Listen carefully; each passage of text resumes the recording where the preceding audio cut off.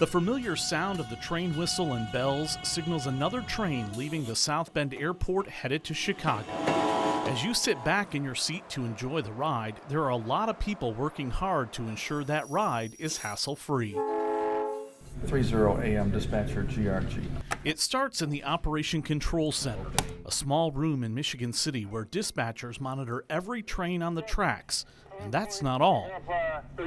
Anything that could go wrong, they're first eyes on it, and then they can put their plan into place. No, he was okay. They're coordinating every movement on the tracks, passenger and freight trains, work crews, but they're also monitoring things like signals and overhead power lines. Think of it as the Air Traffic Control Center for the rail line. Kaminsky reporting clear of track and time authority number 80728072. So you have to have a calm temperament, you have to be able to think fast, and you have to be able to portray confidence when you speak to people, because you don't want to reach a dispatcher who's in a panic mode.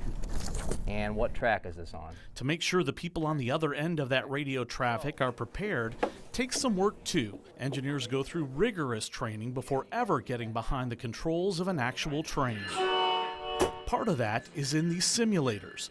Trainers can throw a variety of obstacles in front of future engineers in a controlled environment to get them ready for the real thing. You can get them paying attention to it here so that when they go out there in real life, they're that much more aware.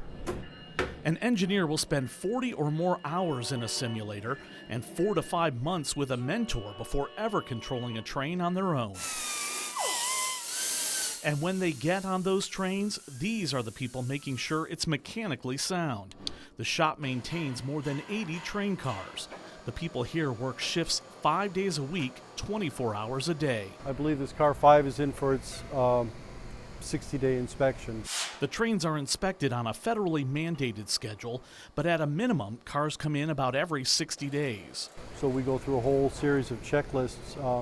Actually, we have checklists hanging on the car that shows what has to be checked, and everybody's got to sign off on it and make sure that they did what they're supposed to do. Everything gets a once-over, from the interior and exterior to the electrical system and the mechanical system underneath. They go and they inspect everything for wear, excessive chips, any rust, loose hardware, that type of thing. They're also in the process of stripping down several older cars and rebuilding them, and we mean stripping them down. This is where the engineer would normally operate the train from. We do have some aluminum corrosion that we're addressing. We can't get to it until you take everything apart. The ultimate goal, working hand in hand with every other department to make sure the trains run like they're supposed to. Once you get on the train and you get downtown and everything's been wonderful, your trip was uneventful, there's a lot of people behind the scenes that have made that happen. Thank you.